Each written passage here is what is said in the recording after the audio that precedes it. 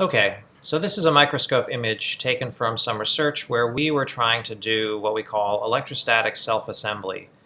So these are spherical glass beads. They're about 200 microns in diameter, and we were using an electric field to try to arrange them into various patterns. And in this case, our goal was to try to arrange beads into triangular patterns, groups of 3. And a perfect outcome would have been all uniform triangles, all spaced perfectly uniformly here. So you can see from this image there are a few places where there's a defect. Here's an obvious defect. Here's a triangle that's pointing the wrong direction. So an ideal image would have been they all looked like this.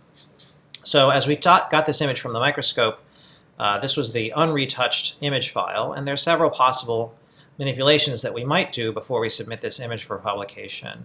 An obvious one is this image is a little bit grayed out, so we might want to adjust the contrast, and that helps you see much more clearly the structures as well as any possible defects. So it probably represents the image more clearly to improve the contrast like that. A second step you might make is you notice that there are a few places where there's some dust particles here.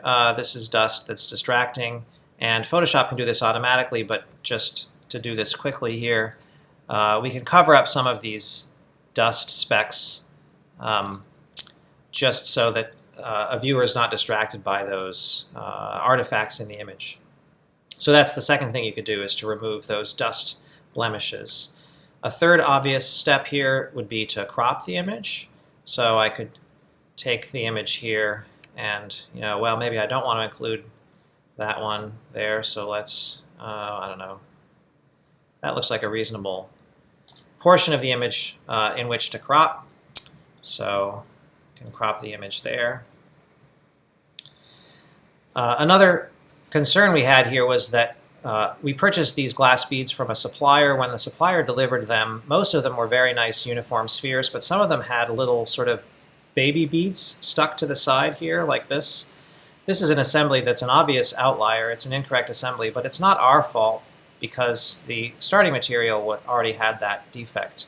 So that's an outlier that, for good reason, is not representative of our assembly technique, and so we could cover it up with a little editing. There's a similar extra bead stuck here. We could do the same thing.